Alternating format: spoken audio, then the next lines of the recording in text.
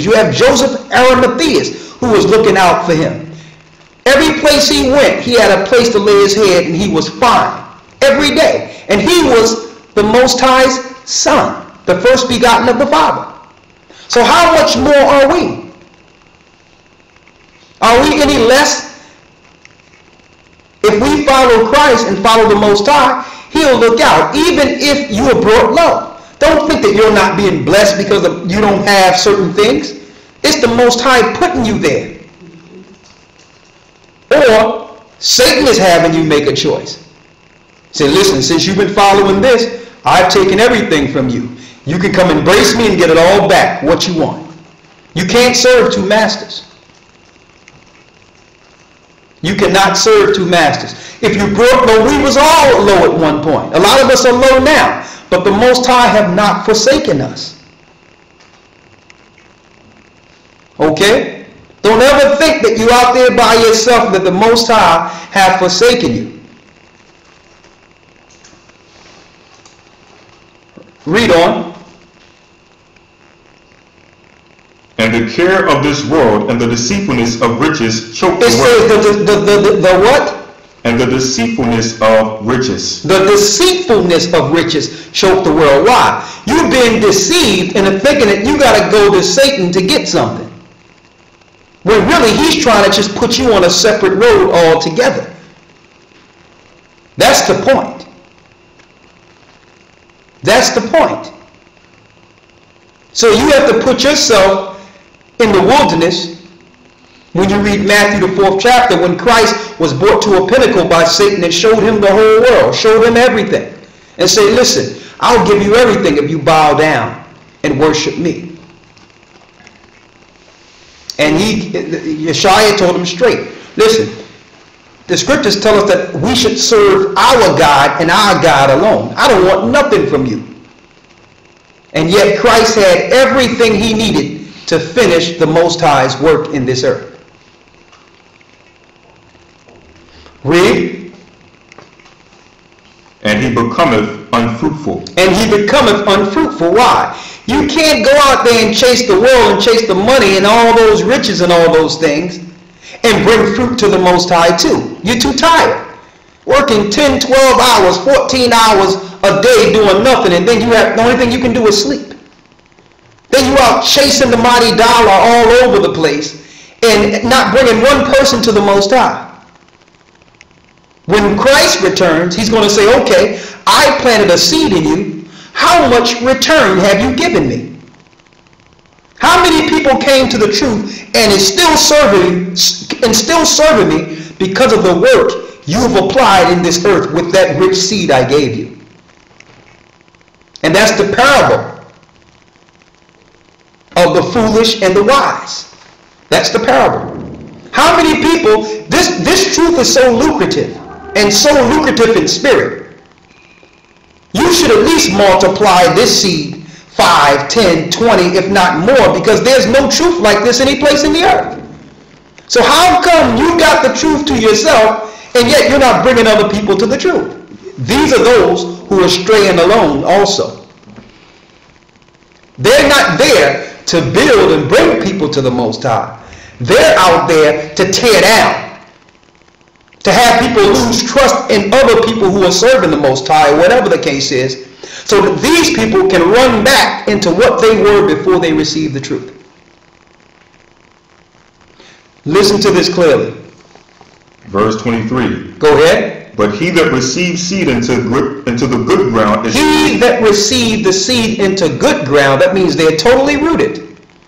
Read. Is he that heareth the word and understandeth it. They hear the word, understand the word. Read. Which also bear fruit. And they bring other people to the Most High. So they persevered the temptations and all the other things that come with learning the truth. Some people think that if they follow Christ, they are immune to temptation. That things can't come and attack them. And that's not true. That's not true at all. You got to persevere through it. He that endureth to the end, the same shall be saved. Read. And bring it forth, some an hundredfold. They bring forth some 100-fold.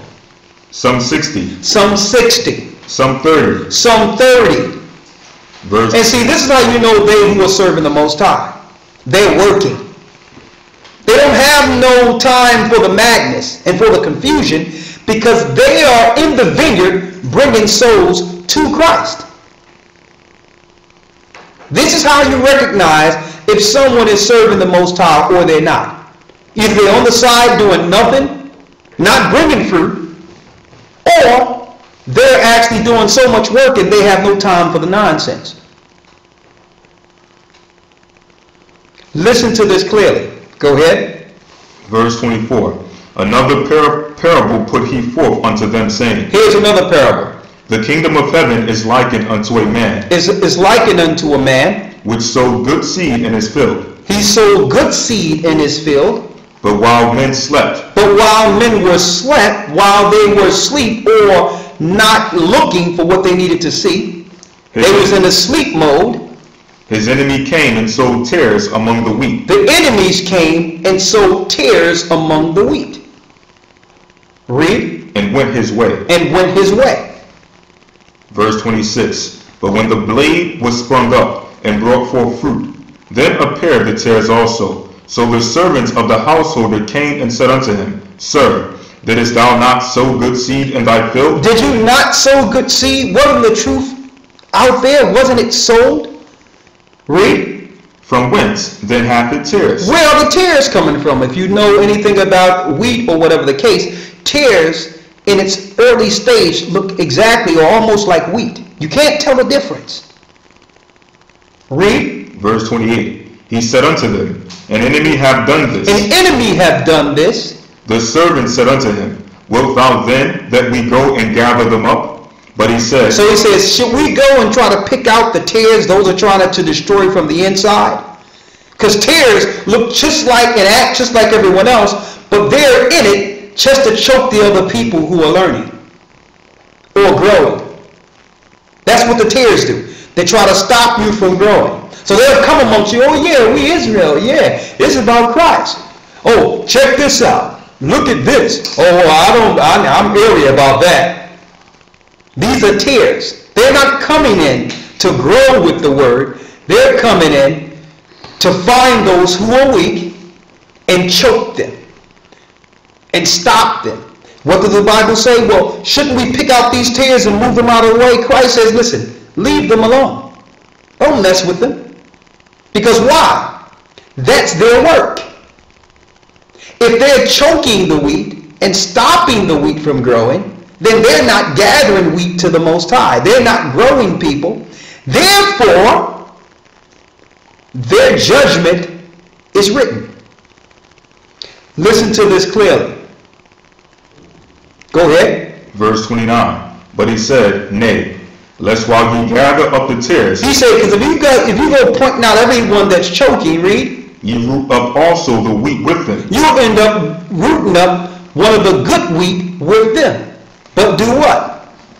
Let both grow together. Let them grow together. Don't do nothing. Let them grow together.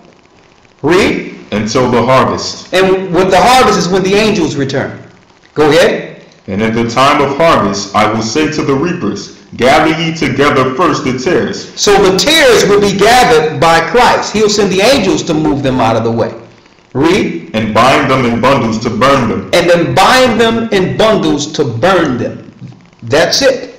So we don't have to try to pick out the tares who are amongst the wheat. Christ will deal with that when he returns. The only thing we can do is be mindful of that other people understand how to be rooted, so that when they do see a tare, they recognize it. That they recognize it and beware of it. A tare of those are out there trying to tell you that you shouldn't grow, you shouldn't be amongst others, and all that, you should be straying alone like them. They're not trying to build, they're not trying to bring forth any type of understanding for the kingdom. They haven't established any foundations whatsoever. They're there to destroy. So we have to put that out there so that you can all understand it. You're going to have bad days. You're going to have rough days. That's part of this work. Things are not always going to go the way you want it to go. It never goes the way any of us want it to go. But all in all, you must persevere and be patient. Don't let Satan come in with a word or with some type of evil eye to make you start thinking anything adverse than the spirit you received when you first got this truth. And even in Revelations, Christ says he had something against the church because we have forgotten our first love. We have went away from our first love. That means we don't look at the truth in the same respect and reverence and love as we did when we first received it. And thank the Most High that our eyes were open. We take it for granted that the Most High opened our eyes. We could be just like everyone else walking in darkness. That's something to feel good about. Even in hard time, in tough times, you know, you can see, you can hear. You can prepare with your eyes wide open, with your ears wide open. Thank the Most High. Yeshua said himself, blessed are your eyes that you see and your ears that you hear. You're blessed. Your blessings are not measured by your financial status in Christ's world.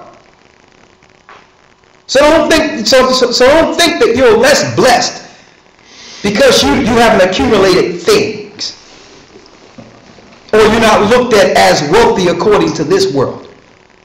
Remember, you have the righteousness of truth. You have the spirit of Yeshua in you. You have received the truth. Now you have that seed of truth. The question is, what will you do with it? Some people use it as a springboard to tear down. They use the truth and can see now, and now they'll use that as a platform to destroy. Others thank the Most High that there were others out there before them who have paved the way and have reverence and respect and love based on the work and perseveres. Now, the other thing I want to put out there, okay? You have anything on that other lawyer? Are you good? Oh, no, you good? Okay. All right. So, what I'm going to... Really, I was going to set this up for a lesson that we would do in the advanced lessons. This is the lesson I was thinking about for Friday night advanced lessons for those who went through the academy. But these things need to be said outright, so I figured, let me say this on the Sabbath. It's for everyone. Because we have to be aware. We have to be aware of where the Most High have us in this truth. And the fact that we will all be together, brothers and sisters. We will. We'll all be together. The Most High, it has been commanded according to Scriptures. But don't let no one throw something in your path that will stop us from respecting and loving each other. Don't let no one throw that in your path. Okay? Other things I wanted to bring out, but let me first say this particular part here for those who might have missed it. And then I'll go into the second part of the lesson, and I'll open it up for questions and relay this to, and then yield to Elder